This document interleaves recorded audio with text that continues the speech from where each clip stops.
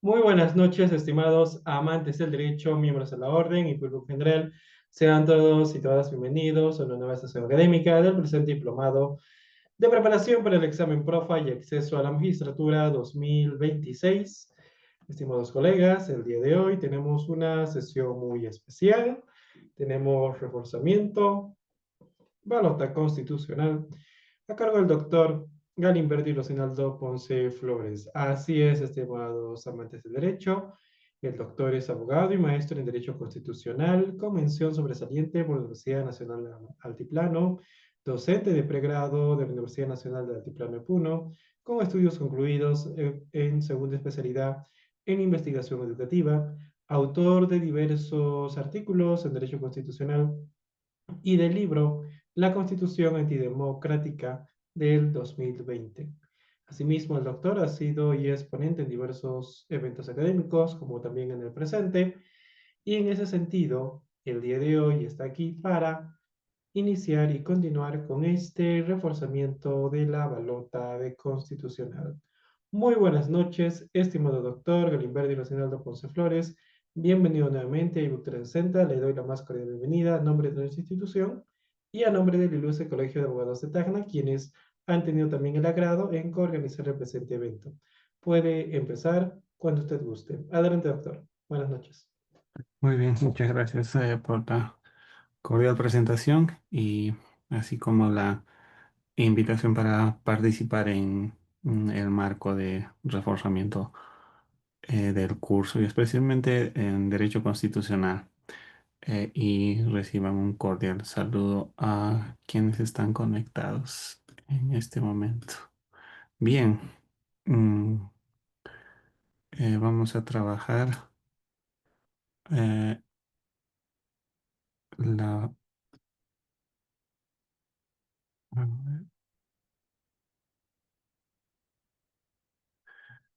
el siguiente tema es sobre la organización del Estado peruano. Quizás a este punto tenemos una idea básica, ¿no? De cómo se conforma y principalmente basado en la idea de separación de poderes que surge en el siglo XVIII y luego progresivamente diversas constituciones la vienen eh, in- incorporando o adaptando como una especie de molde, ¿no? No hay ningún país hasta donde se conoce formalmente, por lo menos, que haya prescindido de organizar el Estado basado en esa trilogía y por supuesto le han aumentado también otras, otras entidades o instituciones en aras de equilibrar el poder, ¿no? Esa es la finalidad y el sentido de, de garantizar que el Estado esté articulado, ya sea sobre la separación de poderes, ya sea introduciendo otros organismos autónomos, entre otras denominaciones propias dentro del derecho constitucional comparado. Entonces, para esto quizás sí es necesario prestar atención a algunas cuestiones mínimas, como por ejemplo, ¿qué sería el Estado? Dentro de la teoría política es muy difícil definir, conceptualizar de forma estándar, eh, a pesar de que hay muchos esfuerzos por realizar esa labor. Sin embargo, no ha sido satisfactorio al punto de que el mismo Max Weber mm, decía que el Estado es un fenómeno complejo, ¿no? Porque integra varios elementos y aspectos que le dan forma. Pero si tenemos una aproximación analítica, es decir, descomponiendo las características o elementos básicos del Estado, quizás la definición se puede cimentar en estos aspectos, ¿no? Como por ejemplo, organización política y jurídica, ¿no? Que se logra a través de un acuerdo que posteriormente se denomina constitución. Entonces, todo Estado eh, en su eh, tarea de garantizar estabilidad, coherencia, eh, tiene como premisa una constitución escrita o quizás una constitución eh, tácita, eventualmente, ¿no? Que le da forma a su organización política y jurídica. Y también otro elemento destacable del Estado es acerca de la autoridad, porque tiene poder de mando sobre una determinada población. Y esto definitivamente supone un cambio o por lo menos una manifestación interesante, ¿no? Ya que debe haber consensos entre gobernantes y gobernados para generar esa autoridad, ¿no? Y debe ser legítima. Entonces, nuevamente, la bisagra de unión o de vinculación sería la constitución, ¿no? En la medida que hay una constitución, se entiende que la autoridad se ejerce en ese marco de forma legítima y en un espacio o territorio determinado. Principalmente desde las figuras fundamentales de la filosofía política, partiendo de Platón, pasando por Aristóteles, Santo Tomás de Aquino, Hobbes hasta la actualidad, han eh, centralizado en que el Estado debería garantizar el orden, la seguridad, justicia y bien común. Definitivamente estos son definiciones o términos algo abstractos, pero es la característica presente en todo Estado contemporáneo. Luego se ha reflejado también en instituciones y normas, que son los elementos sustanciales del entendimiento o acerca cómo debe comprenderse el Estado.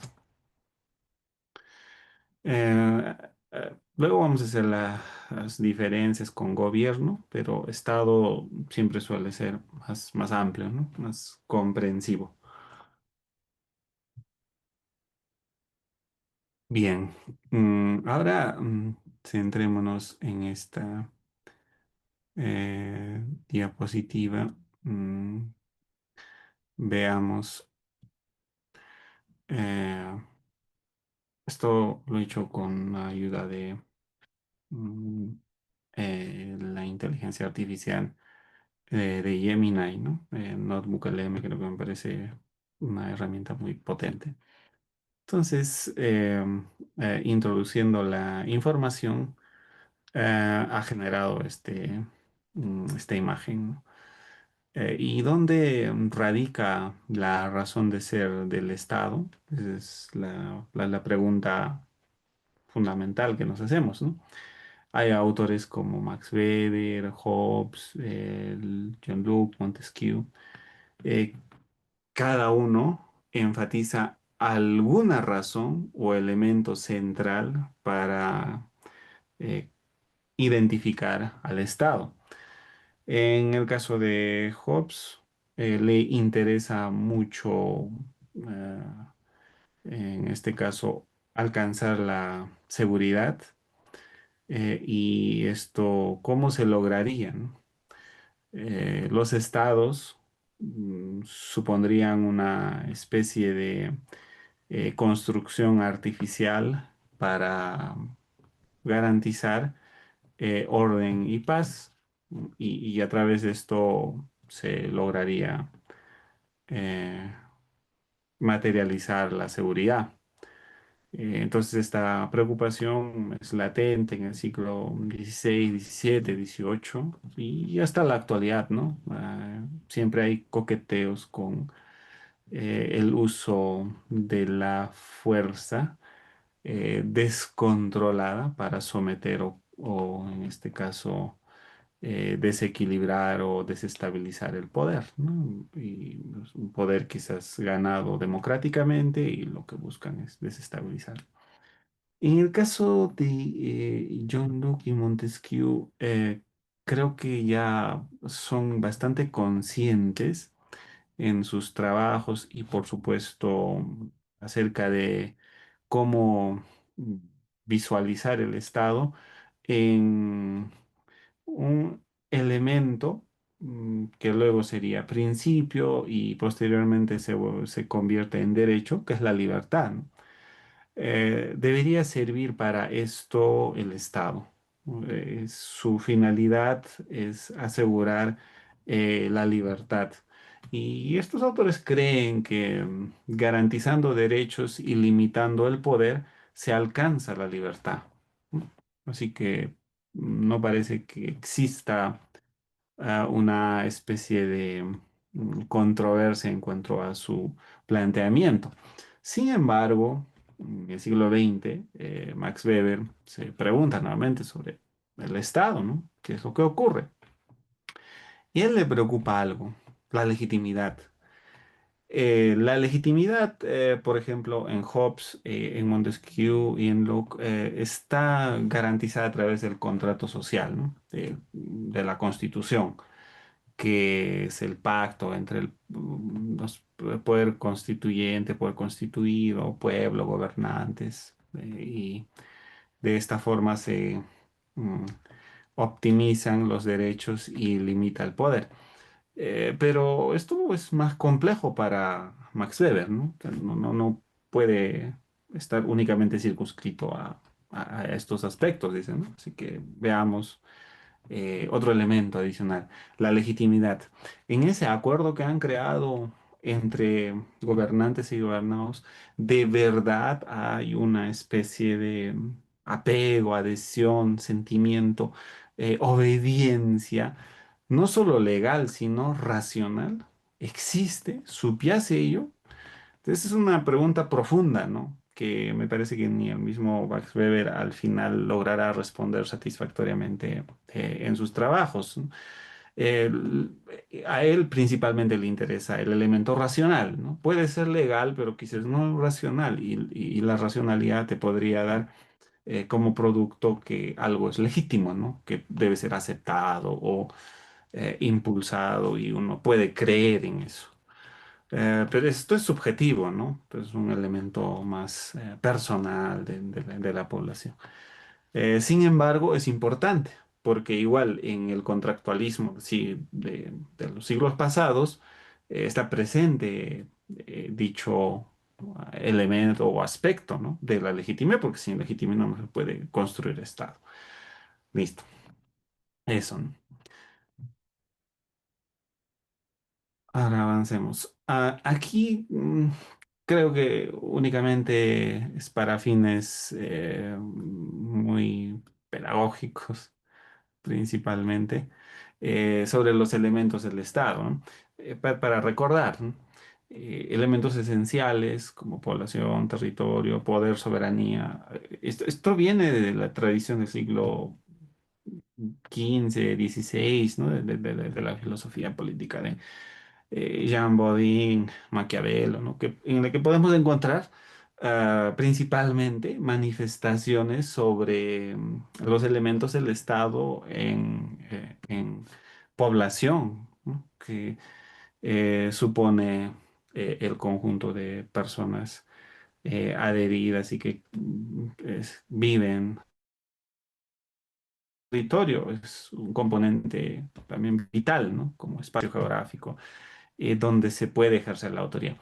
El poder, la capacidad de mando y coerción, definitivamente, ¿no? Esto se materializa a través de las agencias punitivas, probablemente, ¿no? Soberanía también es otro elemento clave, por lo menos de los estados contemporáneos, ya que no permiten la interferencia dentro de su ámbito de actuación o radio de comprensión territorial de alguien ajeno, ¿no? De un tercero, bueno, sino que hay una defensa férrea de la autoridad sobre el poder que tiene dentro de un territorio. Entonces, eso podría configurar el elemento de la soberanía. Y clásicamente son estas. Luego se problematiza definitivamente, ¿no? Cuando hablamos de Estado en el siglo XXI, en la que encontraremos otros elementos eventualmente, o quizás ya desaparecen los elementos cuando se plantean estados convencionales, estados transnacionales, ese tipo de cosas, ¿no? Y son nuevas formas de organización dentro del marco de la globalización que viene cuestionando los elementos esenciales sobre los cuales se había situado el Estado a lo largo del tiempo. Territorio, soberanía, poder, hoy en día se diluyen, ¿no? Como dice Bauman, son contenidos líquidos. ¿No? Antes eran muy fuertes, pero ahora se van diluyendo. Sin embargo, también hay apuestas por recuperar la soberanía, ¿no? Es el caso de muchos estados contemporáneos que están luchando por, de alguna forma, proyectar supremacía, ¿no? Interna y externa.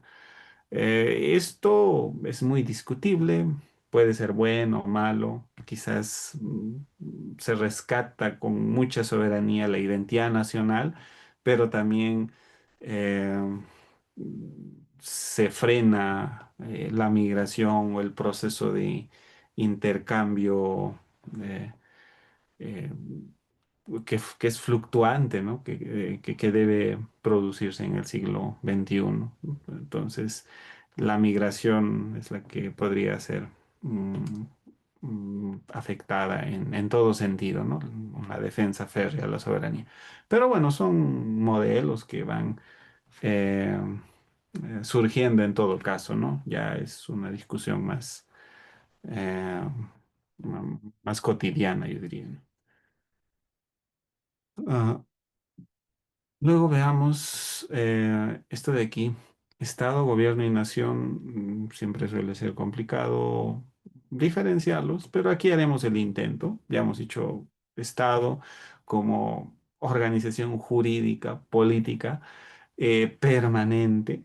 Eh, no conocemos en la actualidad, creo, sociedades que carezcan de Estado. eh, Probablemente las haya, ¿no? Pueden tener gobierno no Estado, pero actualmente parece que no es así, ¿no? O por lo menos hasta donde tengo entendido, todos los países, una vez que se han independizado o se han forjado como tal, ah, lograron materializar una organización denominada Estado.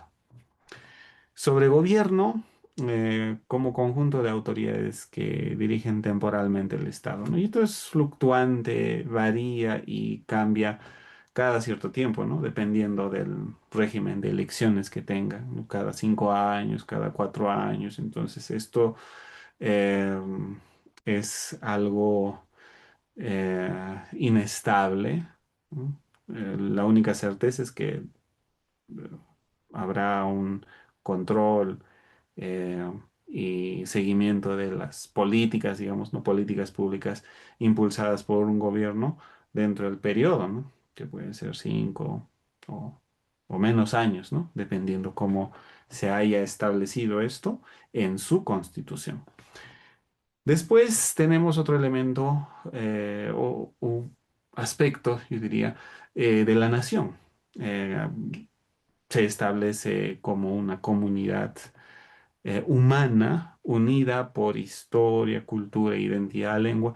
Y aquí es un aspecto principalmente subjetivo, ¿no? Son los vínculos que las sociedades van tejiendo a lo largo de los años en cuestiones más simbólicas, ¿no?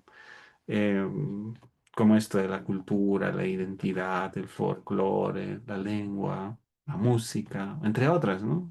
Eso le da vida, sustancia. En la nación, yo diría, late el corazón de un país, ¿no? Ya que refleja múltiples intereses. Por eso acá digo, un estado puede contener varias naciones, sí, ¿no? Es el caso del estado plurinacional y ha sido cuestionado en su momento, ¿no? Nos referimos al de Bolivia, Ecuador, que han plasmado en sus constituciones como estados plurinacionales, ¿no? Reconociendo las diversas nacionalidades. Esto, como digo, puede generar muchas polémicas, en fin, ¿no? Pero ya lo han establecido en sus constituciones respectivas. Pero lo cierto es que el Estado peruano puede ser unitario, esa unidad no va a significar que la nación lata con el mismo ritmo, ¿no? Sino que también ese elemento hará que haya divergencias o cambios, definitivamente. Y eso está bien, ¿no? Porque eh, hoy en día asistimos a un escenario de pluralismo, de múltiples identidades que van convergiendo sobre un estado, ¿no? Y en esa orientación, naturalmente, no existirá una única nación, ¿no? Sino varios confluidos dentro del Estado. Y gracias a eso también el Estado tiene existencia. Si le quitamos ese color, quizás no quedaría nada, ¿no? Quizás es vacío, solo un aparato eh, organizado institucionalmente, pero sin historia, cultura, identidad. Entonces, la nación es más humana, ¿no? Ya hemos visto todo esto. Ahora veamos sobre la evolución histórica del Estado. ¿Vale la pena centrarnos aquí? Yo diría que sí, pero de forma rápida. Eh, Claramente, si nosotros rastreamos a través de la historia, los estados antiguos se caracterizan por algunas ideas centrales, ¿no? Como puede ser la teocracia, el absolutismo. Y aquí, ¿qué ocurre? Que el poder proviene de la divinidad, ¿no? Voluntad del gobernante es ley. No hay acuerdo entre personas, entre sociedades, nada de esto, ¿no? Sino es una imposición, por eso son absolutistas, ¿no? Casi en, en- en su totalidad, ¿no? Los estados antiguos se caracterizan por tener estas características presentes.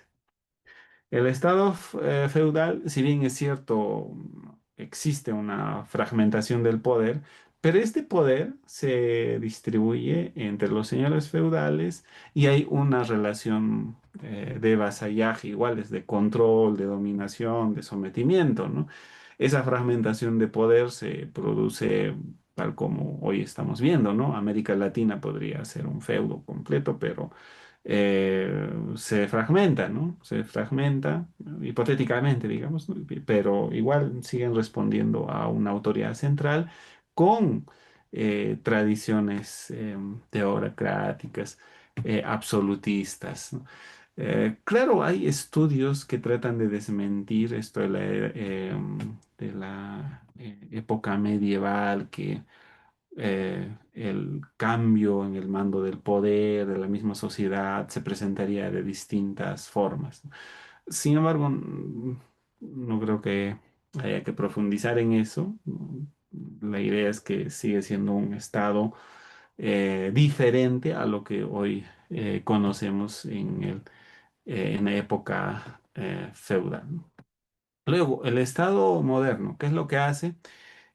Trata de centralizar y ganar soberanía, porque aquí se produce el nacimiento de los estados estados, naciones o estado-nación, una vinculación sinergética entre ambos elementos, ¿no? De tal manera que si el Estado tiene una orientación clara sobre cultura, religión u otro tipo de aspectos, entonces eso es lo que debería proyectarse en toda la nación, ¿no?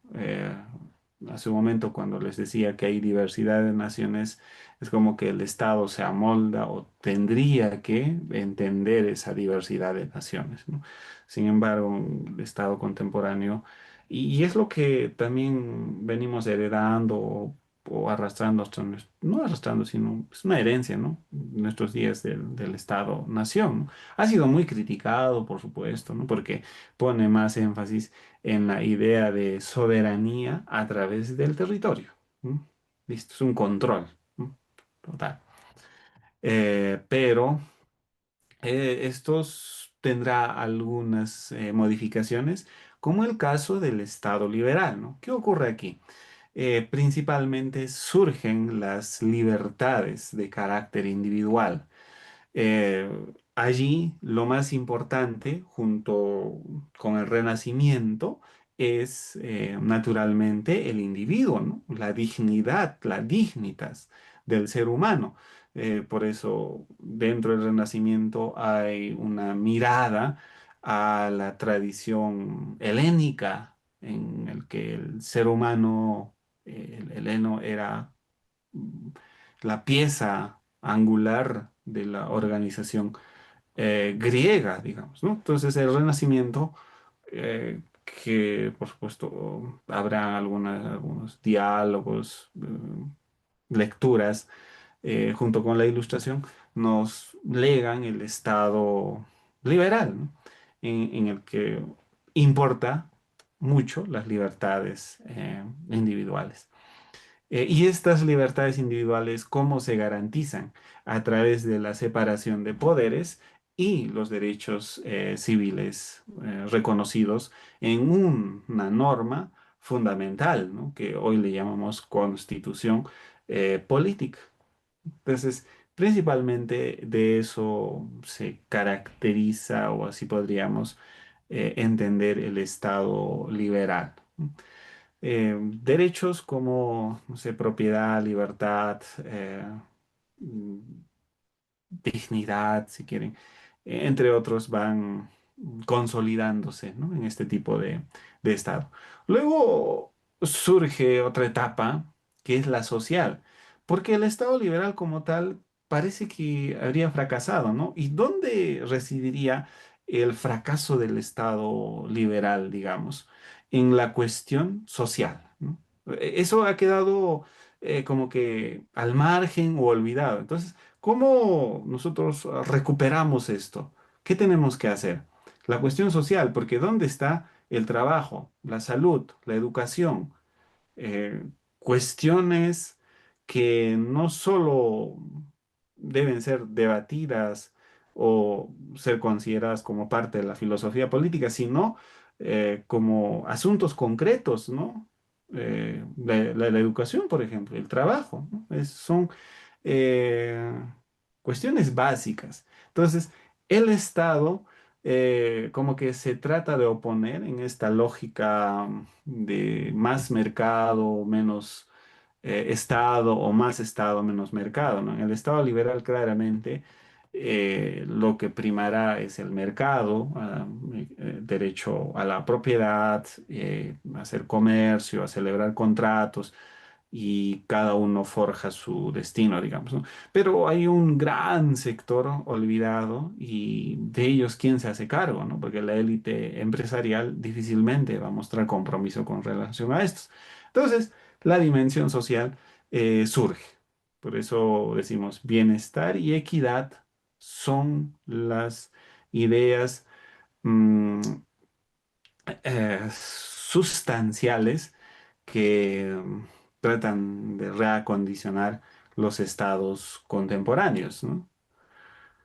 Y por último, llegamos al estado constitucional, que quizás es el más conocido, y lo más importante dentro de esto es la supremacía jurídica manifestada o traducida en una constitución.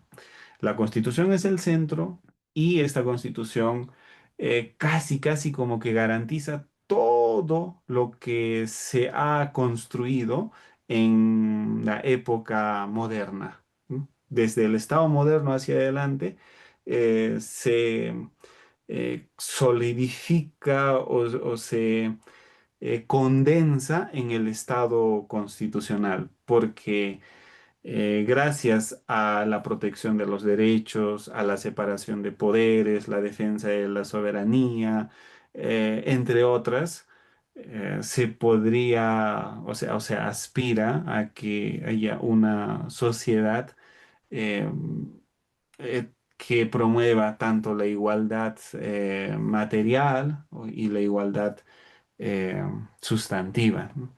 Igual también relacionado con las libertades. Hay una defensa profunda de las libertades. Entonces, yo presentaría el Estado constitucional como la confluencia de todos, el legado anterior, ¿no? Porque incluso la cuestión social está allí, ¿no? Los derechos sociales están presentes en los estados constitucionales. Y allí, es más, probablemente no sea necesario hacer la distinción de los derechos en primera, segunda, tercera y bueno, muchas categorías o generaciones que vienen tradicionalmente estudiándose, ¿no? Porque el Estado constitucional únicamente reconoce derechos, ¿no? Y los derechos son importantes en sí, per se, no podemos eh, condicionarlas o eh, disminuir su relevancia, ¿no?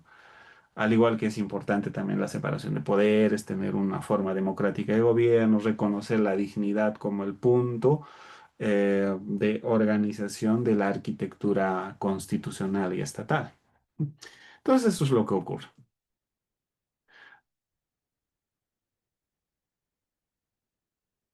Ya. Ahora veamos esto de clasificación de estados según su estructura.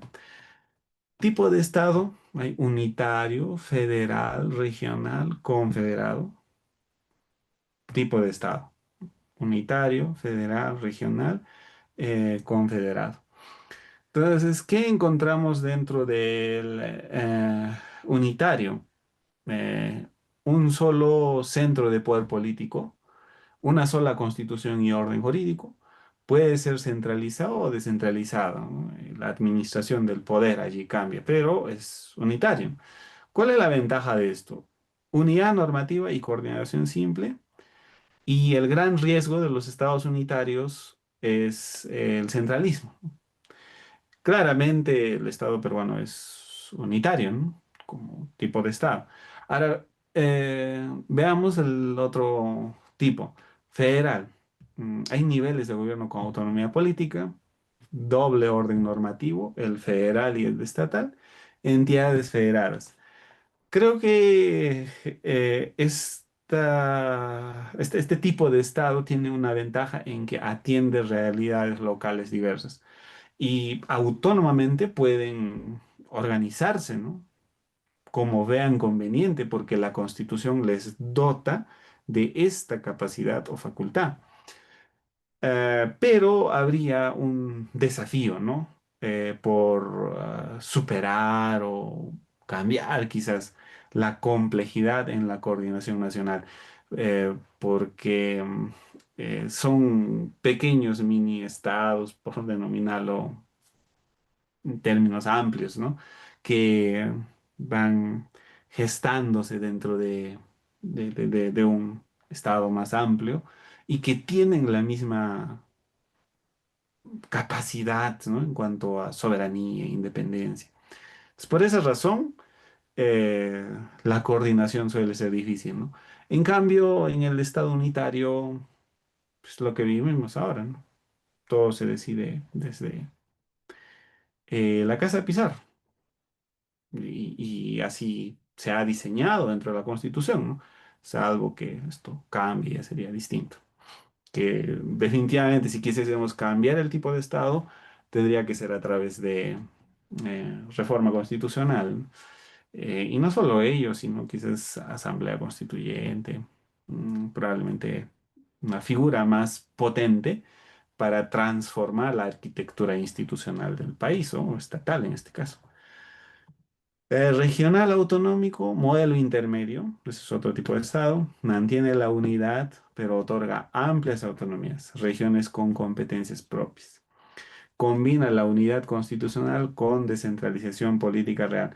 Sí, de los que se conoce actualmente es España e Italia, ¿no? Que tratan de no llamarle regional, sino es comunidades autónomas, ¿no? Todavía hay ayuntamientos en España, ¿no?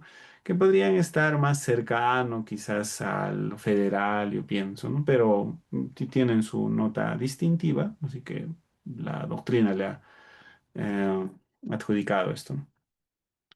Luego la Confederación, Unión de Estados Soberanos vía tratado, los miembros conservan su independencia, órgano común con poder limitado. Eh, el Estado no es único, sino una asociación entre varios estados soberanos. En algún momento en nuestra historia estas cosas, bueno, estas experiencias hemos tenido. Perú boliviana, por ejemplo, ¿no? Sin embargo, creo que por obvias razones, más que todo de soberanía, control territorial, eh, empiezan a fragmentarse o no funciona adecuadamente, ¿no? Entonces, dentro de la literatura está presente como una pieza, yo diría, de arquitectura, ¿no? Eh, respecto a ello. Luego, vale la pena hacer una distinción sobre la organización administrativa. Eventualmente sí, ¿no? Eh, y se manejan estos conceptos. Primero, centralización, desconcentración y descentralización, ¿no? En centralización, todas las decisiones son tomadas desde un punto específico, ¿no? De nivel central, que puede ser la capital de un país, ¿no? Desconcentración, concretamente, de delegación de funciones a órganos eh, subordinados que igual tienen que eh, actuar en concordancia con el gobierno central, digamos. La disrupción probablemente está en la descentralización, que es la transferencia de competencias a entidades con autonomía. Esta palabra es clave, ¿no? Autonomía. Pero en la desconcentración no existe autonomía, hay subordinación. En la centralización menos, ¿no? Es una decisión eh, desde un punto específico. Entonces, la descentralización ha venido a cambiar la organización territorial de un país, ¿no? En ese eh, sentido podríamos entenderla, ¿no? Porque le da esta autonomía, ¿no? Ya sea económica, política, administrativa, para organizarse. Y eso es clave, ¿no? Ya que a través de estos gobiernos descentralizados se pueden enfocar o focalizar mejor en estrategias de desarrollo eh, del país. Pero bueno, estas son algunas terminologías que se manejan.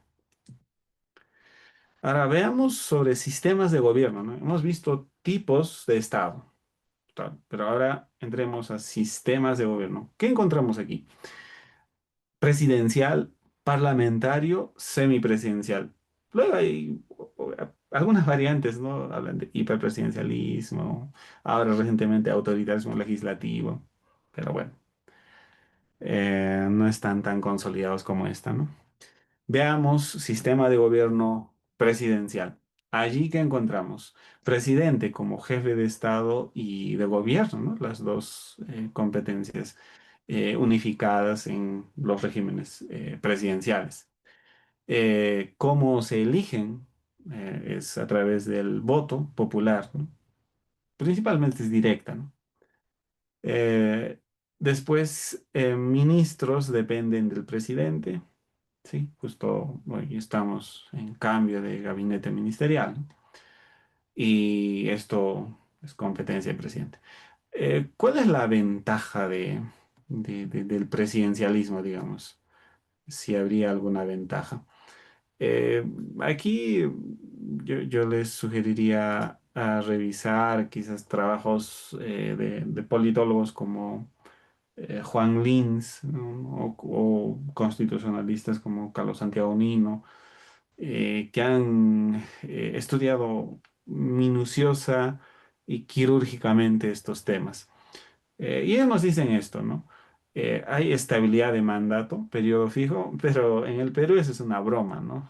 Llevamos varios presidentes en lo que va del periodo. Entonces eso es un chiste, ¿no? Perú es un punto aparte allí. Sin embargo, el modelo funciona así, ¿no? Con estabilidad del mandato por un tiempo específico. Claramente con causales de remoción, ¿no? Eso no hay que olvidarnos tampoco, ¿no? Si un presidente actúa eh, denigrando el cargo presidencial, el cargo que ostenta, entonces se activan los mecanismos, ¿no? De vacancia u otro tipo de mecanismos que pueden servir para remover del mandato. Liderazgo político claro y directo, sí, ¿no? Tenemos al presidente. Ya, esa es la figura, ¿no? La más importante del país, ¿no? Es más trascendental. ¿Cuáles son los riesgos? Bloqueo entre ejecutivo y legislativo. Y es lo que estamos viviendo, ¿no? Si no tienes mayoría en el legislativo, entonces bloquean al ejecutivo. El ejecutivo queda de manos armadas. Y si el ejecutivo se pone fuerte, tiene algún apoyo en el legislativo, se, se disuelve o difumina las potestades y competencias del legislativo, ¿no? También puede ocurrir. Excesiva concentración de poder.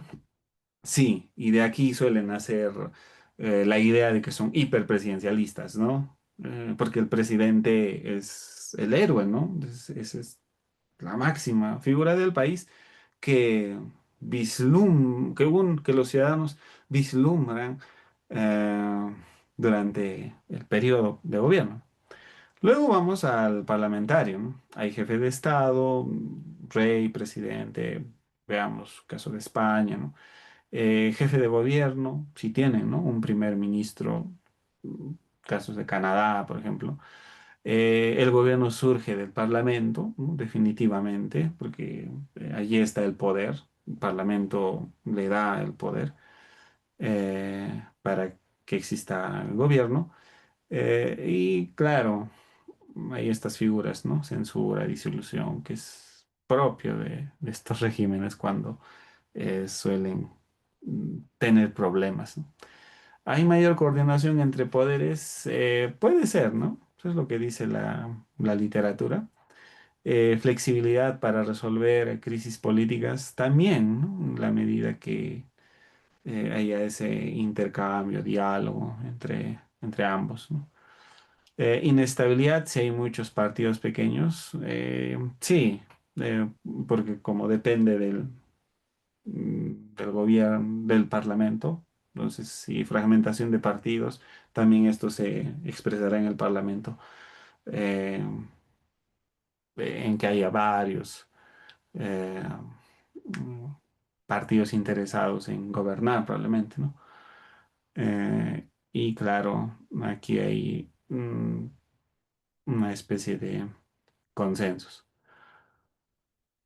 Luego vamos al semipresidencial, presidente con funciones reales, que está previsto dentro de la Constitución, pero hay un primer ministro responsable ante el Parlamento. Sí, ¿no? Para rendir cuentas sobre las políticas o someter alguna decisión para que el Parlamento lo apruebe o el Congreso en este caso. Combina la estabilidad del presidente con la flexibilidad parlamentaria, ¿no? Ese puede ser un poco interesante, ¿no? Por eso también decían que el caso peruano podría o eventualmente clasificarse así, ¿no? Porque tienen estas dos figuras. Y hay una tensión por el control real del poder. Sí, pues definitivamente entre presidente y parlamento. En todo caso, en cualquier escenario siempre habrá conflictos, ¿no? En sistema de gobierno presidencial, parlamentario, semipresidencial, siempre habrá conflictos porque es más de debate, ¿no? Y está. Bueno, aquí nuevamente pidiendo soporte a, a Notebook LM, hace algunas distinciones, ¿no? Que creo que son importantes. Por ejemplo, Estado, o sea, significa que es la estructura permanente, ¿no? Burocracia y monopolio de la fuerza. Ahí está. Es la estructura que no se mueve, ¿no?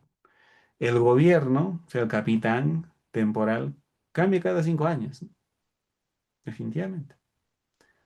Es prescindible, ¿no? El régimen, reglas de navegación, ¿no? Democrático versus autoritario. Ese gobierno puede instaurar un tipo de régimen de gobierno, ¿no? Si es democrático, entonces respetará las reglas de convivencia pacífica, ¿no? Basadas en la Constitución, ¿no? Eso es lo que esperamos. Y si es autoritario, eh, se romperá ese acuerdo básico que descansa en la Constitución para concentrar más poder eventualmente es ese gobierno, ¿no?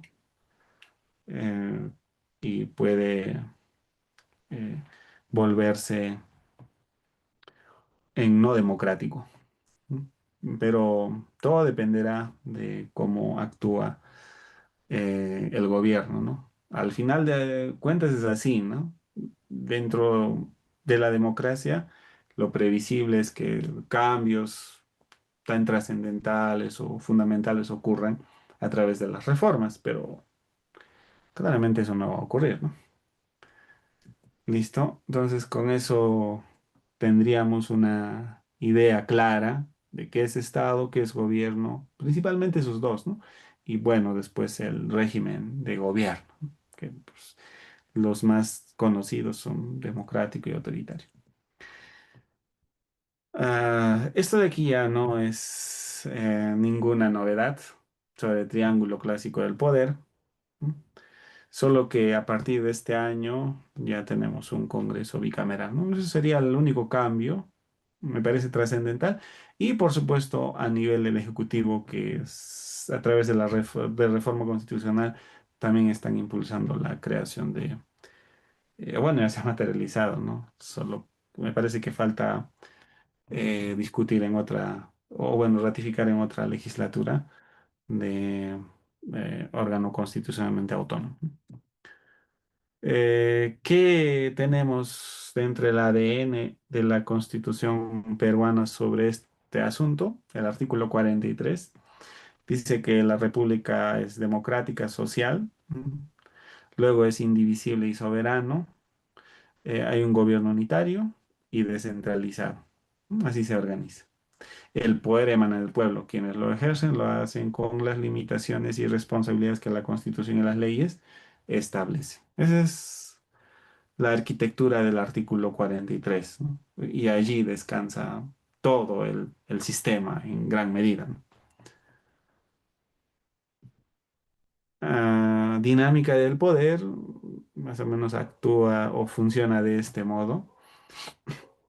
Acá estoy considerando organismos autónomos, ¿no? Organismos constitucionalmente autónomos.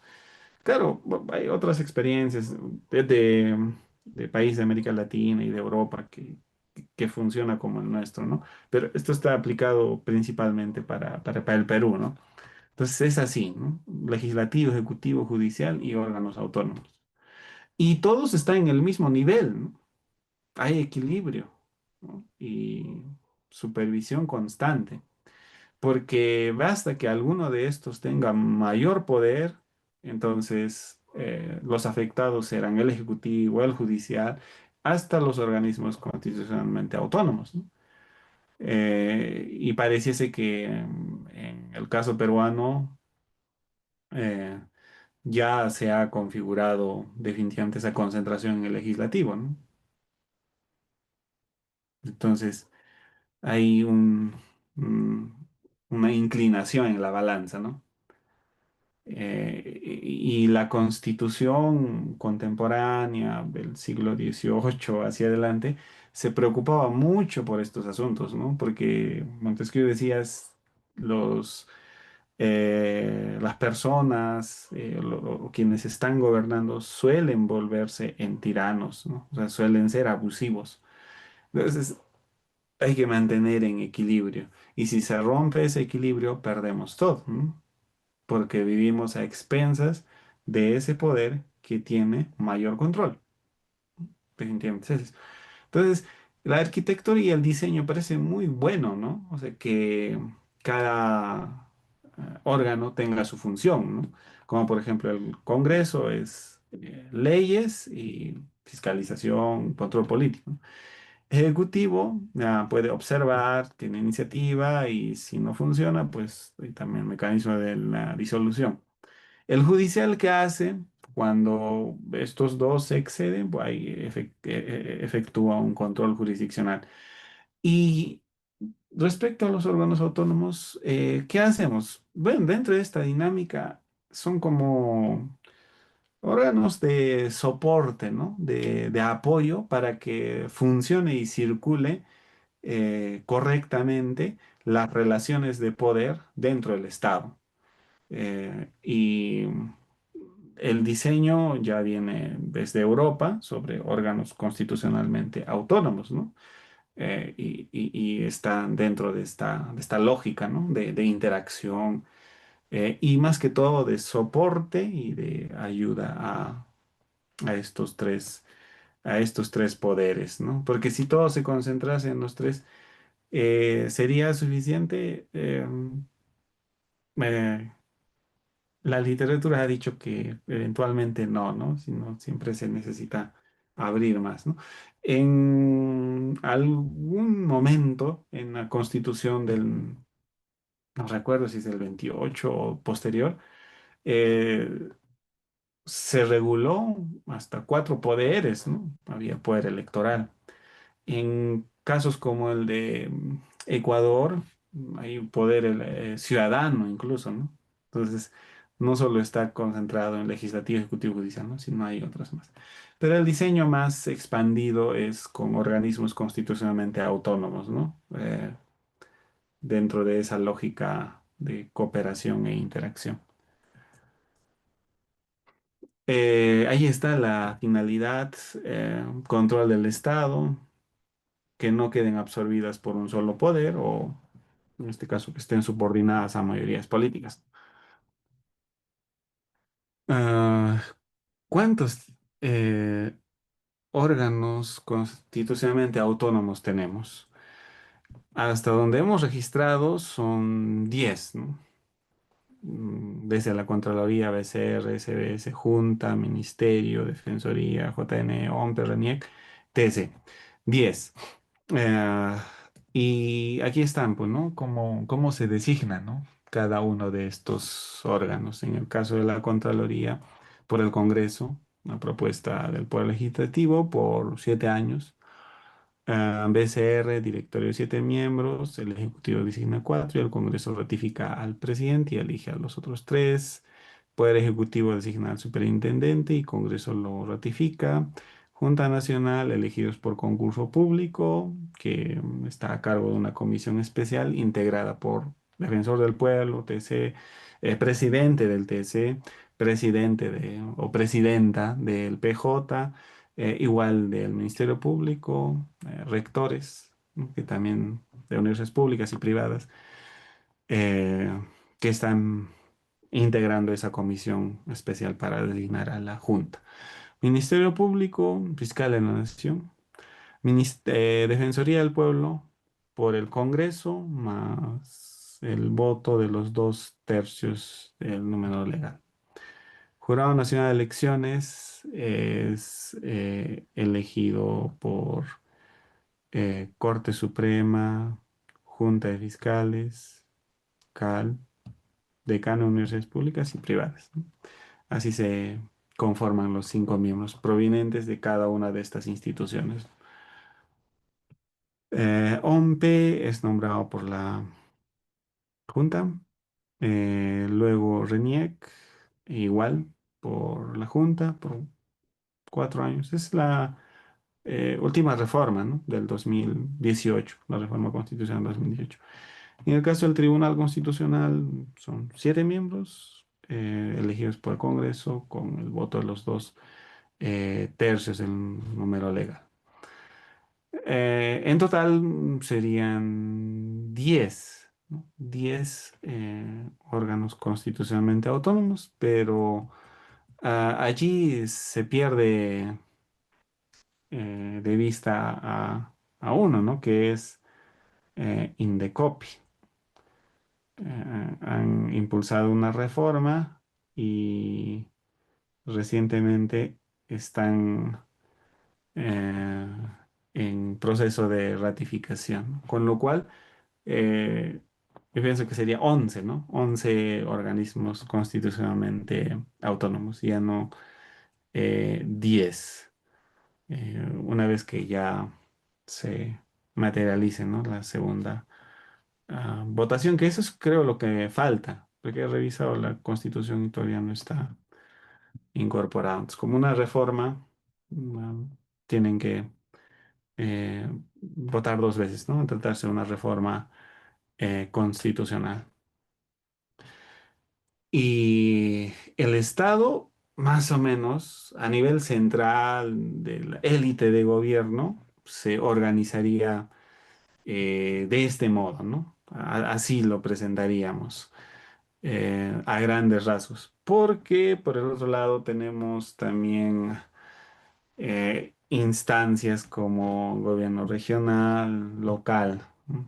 Que es otra fuente de disputas políticas y disputas de poder, ¿no? Muy fuerte, por cierto, ¿no? Que este año igual nuevamente se va a buscar la elección de los mismos. Eso principalmente, ¿no? Lo que concierne a esto de la organización del Estado. Algo me estoy olvidando. Creo que no, hasta ahí me parece suficiente. Y bueno, había algunas preguntas que podríamos intentar resolverlas, ¿no? Con esta teoría breve que hemos tenido. Eh, por ejemplo, se me ocurre una pregunta. Antes de eso, vamos a dejar de compartir y compartir otro documento. Este es, ya, creo que es este. Listo. Mm, sí, es este. Entonces tenemos unas preguntas algo básicas, ¿no? Como por ejemplo, desde la teoría general del Estado, ¿cuál de las siguientes alternativas expresa correctamente la relación entre Estado y gobierno? Entonces, tenemos 4 opciones. El gobierno es la totalidad del Estado, incluyendo población, territorio y soberanía. ¿Eso sería verdadero o falso? según la teoría de lo que hemos mencionado, probablemente no expresa, ¿no?, la totalidad del Estado, el, el gobierno. Eh, Luego, el Estado es una organización política permanente. El gobierno es el conjunto de órganos que ejercen temporalmente su dirección. Esto parece tener cierta coherencia, ¿no? Estado como una organización política permanente y el gobierno como conjunto de órganos que ejerce temporalmente su dirección. Sí, el Estado se queda, ¿no? Y quienes cambian son los gobernantes, digamos. Así que podría ser la B, ¿no? Estado y gobierno son conceptos sinónimos en el constitucionalismo contemporáneo. Claramente no, ¿no? Según el barco, la imagen que hemos visualizado. El gobierno solo comprende al poder ejecutivo, mientras que el Estado comprende únicamente al poder judicial y legislativo. ¿Eso sería así? Definitivamente no, ¿no? Con lo cual, una opción más cercana es la B, ¿no? Me parece interesante. No sé qué piensan ustedes desde todo punto de vista, ¿no?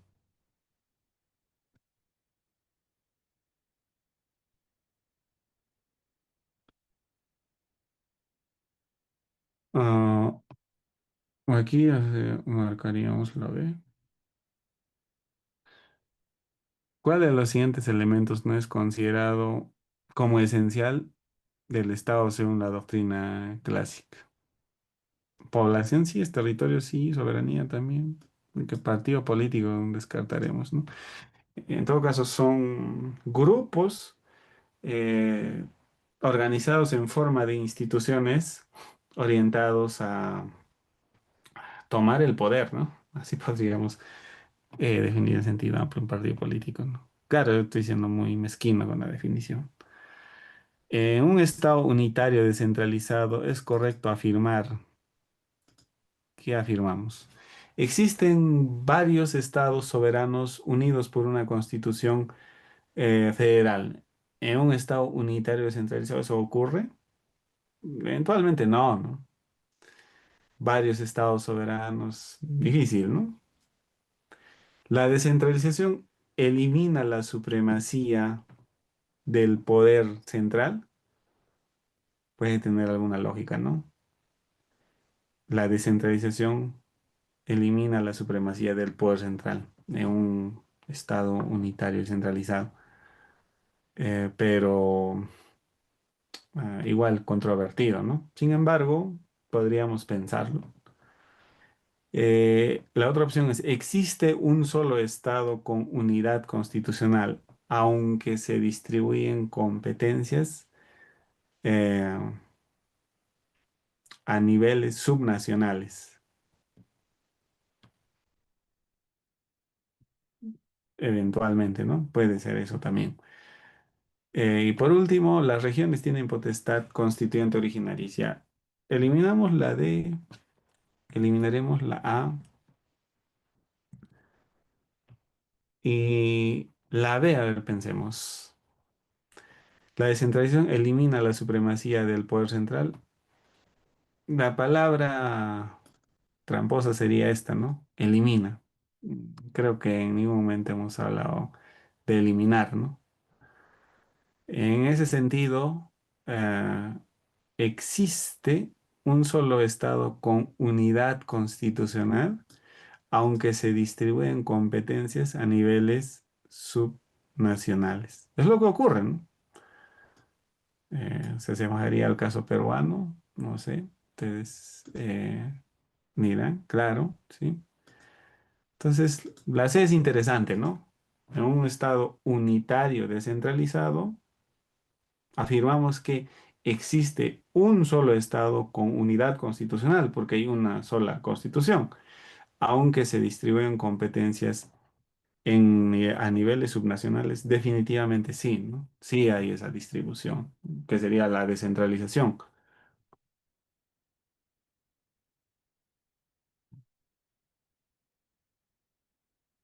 Entonces sería la C.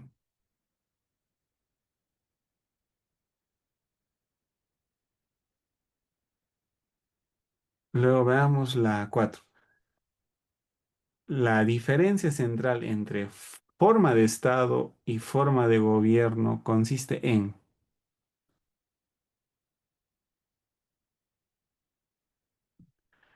¿En qué consiste?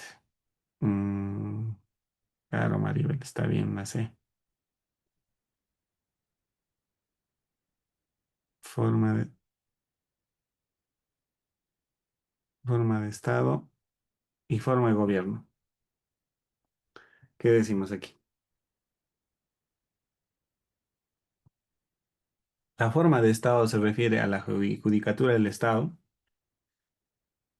la forma de gobierno a la organización territorial. Dudoso, ¿no? No, perdón, jefatura. Estoy leyendo la jefatura de Estado. Mm,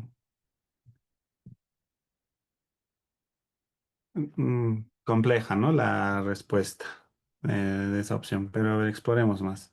La forma de Estado se refiere a la organización territorial del poder. Claro, forma de Estado es organización territorial del poder. La forma de gobierno al modo de ejercicio y relación entre órganos del poder. Sí, ¿no? Tiene sentido. Ambas se refieren exclusivamente al sistema electoral, no. La forma de gobierno solo es aplicable a monarquías, no. También democracias. Eh, entonces, la trampa está en la A, la forma de Estado que se refiere a ejecutivo de Estado. No, pues no es así, ¿no? Será en todo caso de gobierno, ¿no? No forma de Estado. Con lo cual, la B es coherente, ¿no? La forma de Estado se refiere a la organización territorial del poder, sí. Y la forma de gobierno al modo de ejercicio. Manteniendo nuestra imagen mental, eh, el barco, el bote que les he mostrado, ¿no? Luego, ¿cuál de las siguientes afirmaciones describe mejor el presidencialismo? ¿Mm? Entonces, ejercicio del gobierno. El jefe de gobierno emana del parlamento y depende de su confianza política. ¿Eso es así? El jefe de gobierno emana del parlamento y depende de su confianza política. Que hay unos elementos que hacen ruido, ¿no? Veamos la B. El jefe de Estado carece por completo de funciones políticas. No hace, realiza funciones políticas. Ese es el sentido. Luego, la C. El presidente concentra las funciones de jefe de Estado y jefe de gobierno con mandato por periodo fijo. Sí, ¿no? Eso es lo que ocurre, ¿no? En los presidencialismos. Están las dos funciones amalgamadas. Pero veamos la de el Parlamento designa y remueve libremente al presidente mediante moción de censura ordinaria. No. Esto lo descartamos junto con la B. Entonces, entre la A y la C tendría que ser la respuesta, ¿no? El jefe de gobierno emana del Parlamento y depende de su confianza política. Pues no es así, ¿no? Tiene otra naturaleza, por lo menos, ¿no? Es más del presidente, ¿no? Antes que del Parlamento. Con lo cual, la C sería la más interesante, ¿no? El presidente concentra las funciones de jefe de Estado, sí, y también de jefe de Estado y gobierno, ¿no?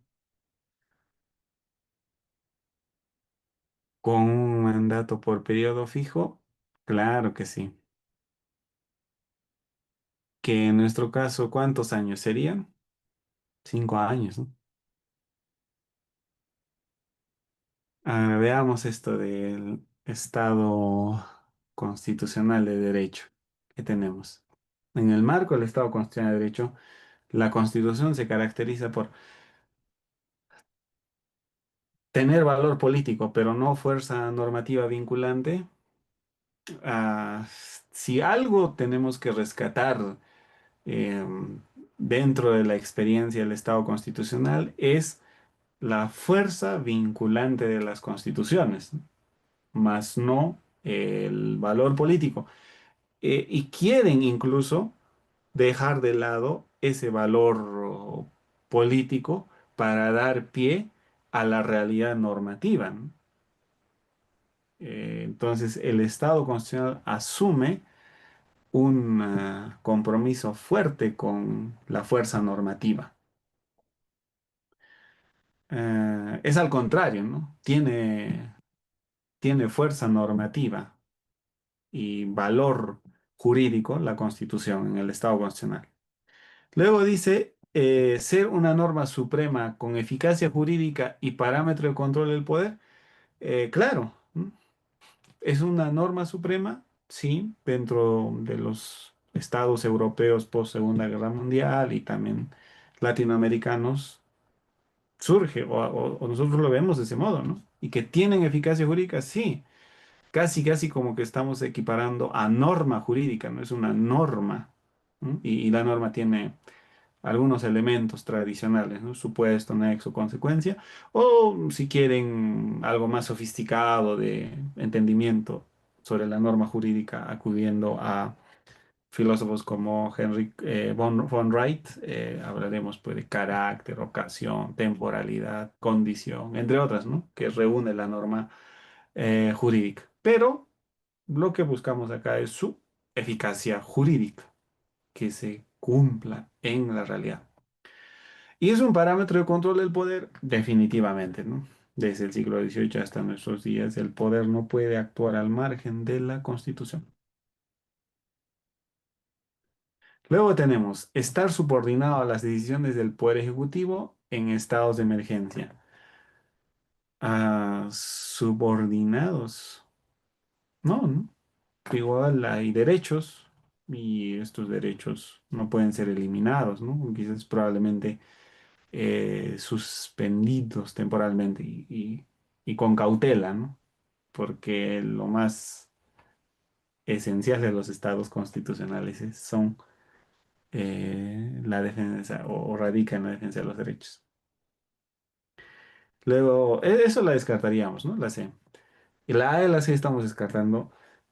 Ser únicamente una declaración programática sin efectos jurisdiccionales, tampoco, ¿no? Porque la Constitución en el Estado constitucional tiene efectos jurisdiccionales y es una norma de cumplimiento obligatorio, no son declaraciones programáticas, ilusorias o simbólicas, ¿no?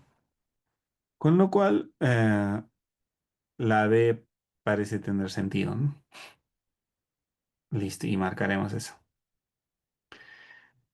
El principio de separación de poderes tiene como finalidad principal, veamos, impedir la existencia de controles entre órganos. ¿Es así? Controles, impedir. Parece al contrario, ¿no? Es que promueve controles entre órganos. Eh, pero, a ver, avancemos. B. Concentrar la función jurisdiccional en el Ejecutivo para mayor eficiencia.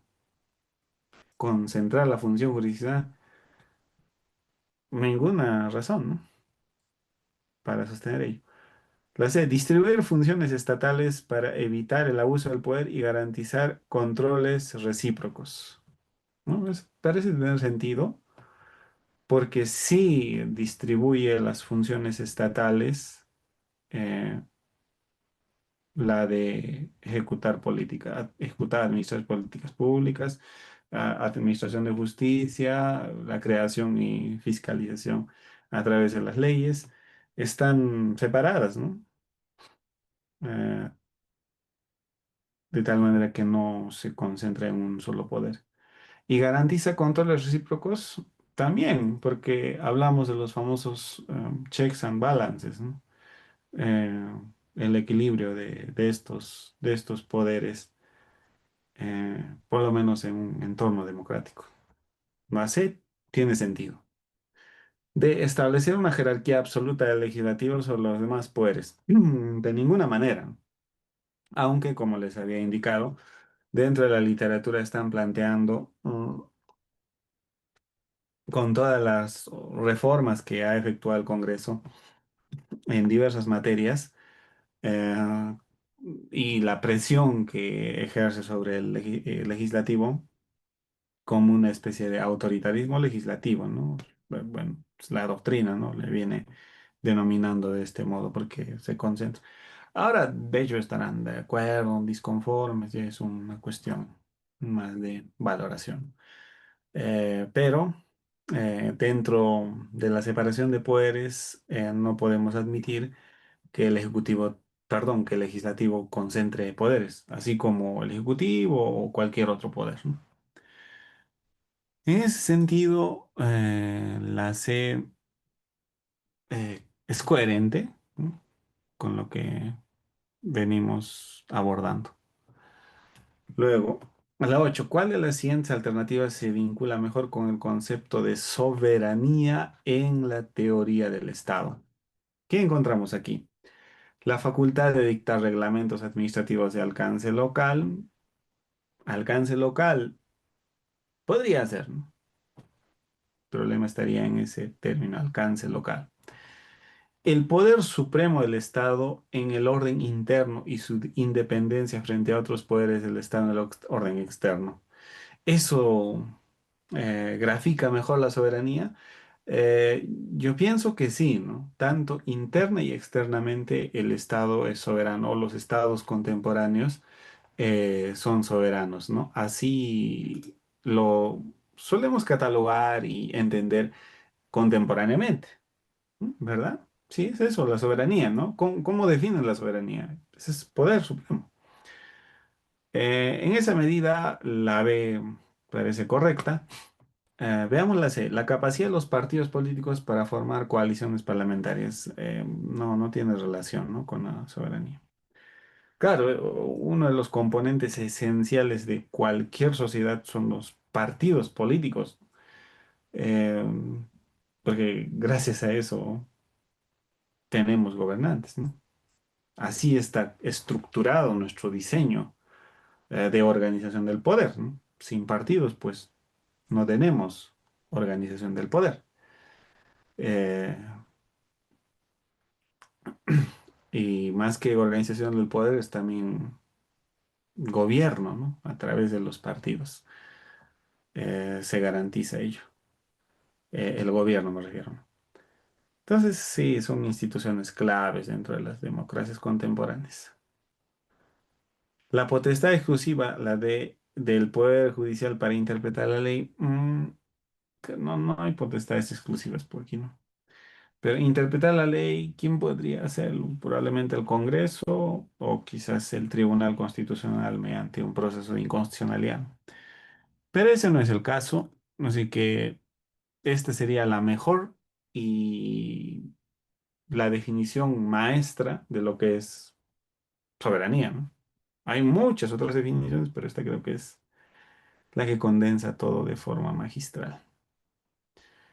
Respecto a la confederación, señale la opción correcta.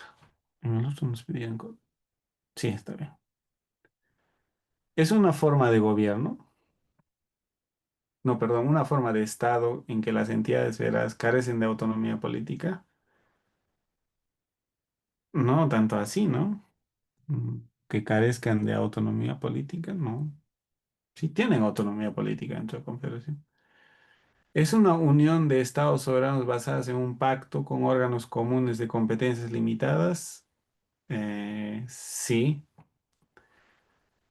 son estados soberanos que por temas de guerra, estrategia económica, cuestiones culturales, diversas razones, ¿no? Que pueden hacer que surjan esas confederaciones. Y claro, con órganos comunes de competencias limitadas, definitivamente, ¿no? Para no alterar tampoco, pues, la organización en sí, ¿no? De los estados. Eh, bueno, la B parece coherente. Luego la C es sinónimo de estado regional. Bueno, no, pues más no hay estado regional, ¿no? Entonces, la C no sería correcta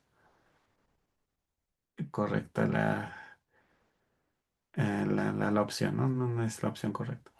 Luego la D supone necesariamente una única soberanía y una sola constitución rígida. No, en la medida que se han juntado, entonces ya no hay una única soberanía, ¿no? Sino eh, igual siguen coexistiendo, ¿no? Es estratégico el asunto. Entonces podemos considerar que la D, ¿no? Sería la opción correcta.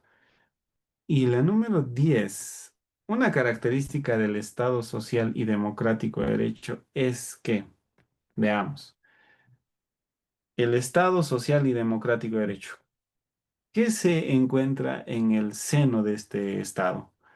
Por un lado, la cuestión social, es decir, la preocupación por salud, educación, vivienda, trabajo. Por el otro lado, los principios o valores democráticos vinculados como derecho a ser elegir, a ser elegido, eh, trans- transparencia, entre otros, ¿no? Asuntos. Eh, entonces veamos cuál es la característica más apegada al mismo. Se limita a garantizar libertades negativas sin intervenir en desigualdades materiales. El Estado social hace todo lo contrario, ¿no? Eh, primero, garantiza tanto las libertades negativas y positivas, ¿no?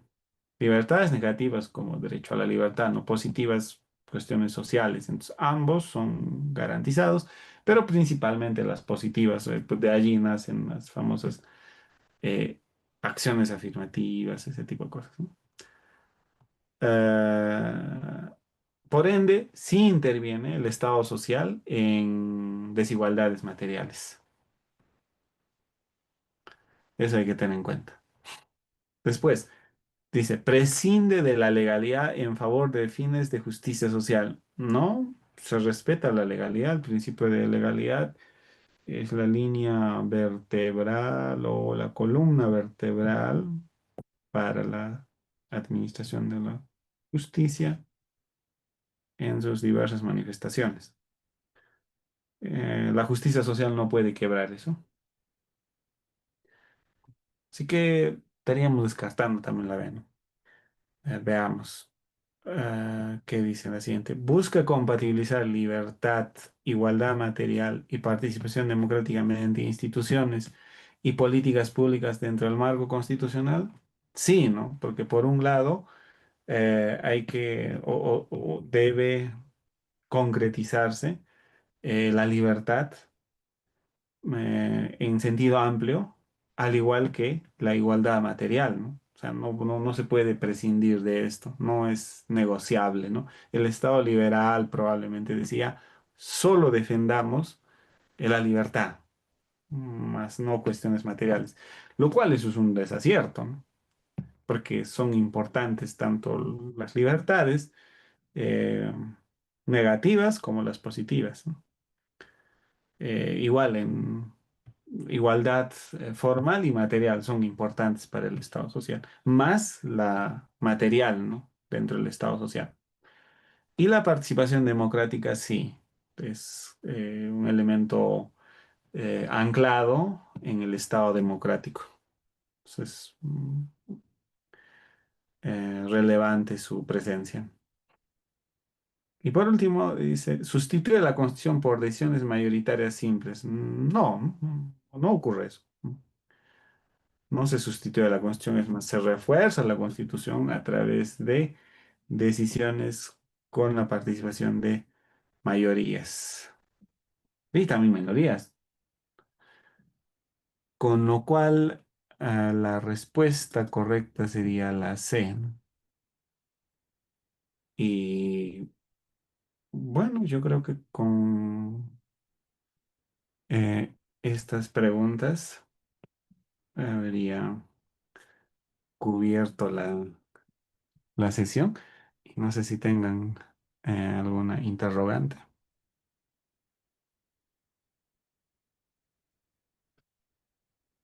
Correcto, doctor. Tenemos algunas preguntas, me parece un par de preguntas a los alumnos. ¿Ya? El alumno José Avendaño, Joel Avendaño comenta cuál es el sistema de gobierno de Israel. Y Maribel, bueno, comenta estado regional, si las regiones tienen cierto grado de competencia. Ujú. Sobre Israel es complejo, ¿no? Esa pregunta. Ah, para empezar, es democrático porque eh, principalmente dependen del Parlamento, ¿no? Y al Parlamento, según lo que recuerdo, se le denomina la Knesset. Eh, es un poco difícil traducir eso, ¿no? Al español. Eh, y a través de esto se ejerce el gobierno, ¿no? Entonces, por lo menos dentro de la Constitución en Israel, por lo que he leído, lo consideraría como una república, mm, eh, pero basada en el parlamento, ¿no? O sea, en cuanto a la forma de organización sería una especie de democracia parlamentaria. Eh, pero también hay ciertas dificultades, ¿no? Porque el poder del parlamento,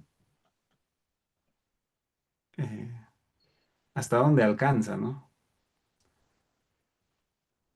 Es como un soporte del ejecutivo, ¿no? Al igual que los sistemas parlamentarios, ¿no? Que hemos visto. Entonces, por el trabajo del Knesset, la función podría equipararse a ella, ¿no? Eh, y lo que no estoy seguro es si es unicameral o bicameral. Me parece que debe ser unicameral, ¿no? Pero eso sí no estoy seguro. Sí se organiza sobre un sistema de múltiples partidos, ¿no? Definitivamente. Eh, y en todo caso, mm, si había dudas sobre su forma de gobierno, yo diría que está basada en el parlamentarismo y es democrática, ¿no? Bueno, salvo que ahora haya muchos cuestionamientos por las decisiones que viene tomando, si no me equivoco, Netanyahu, ¿no? Que es un líder muy polémico, todo eso. Bueno, y mm, hasta allí llega mi conocimiento sobre Israel, ¿no? Gracias, Eh, estimado doctor. Por el momento no tenemos más preguntas. Adicionalmente a ello, ya llegando a la parte final, tal vez si podría alguna recomendación final o alguna reflexión final de cara a este examen PROFA que ya se nos viene ya el 8 de marzo. ya, perfecto.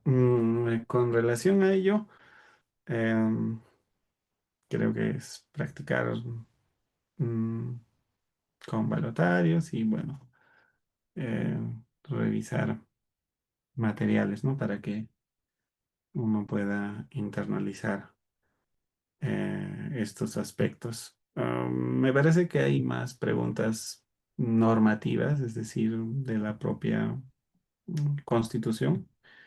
Quizás eventualmente hagan la pregunta de si hay un órgano constitucionalmente autónomo nuevo y bueno, ustedes ya saben que responderán que es Indecopi, ¿no?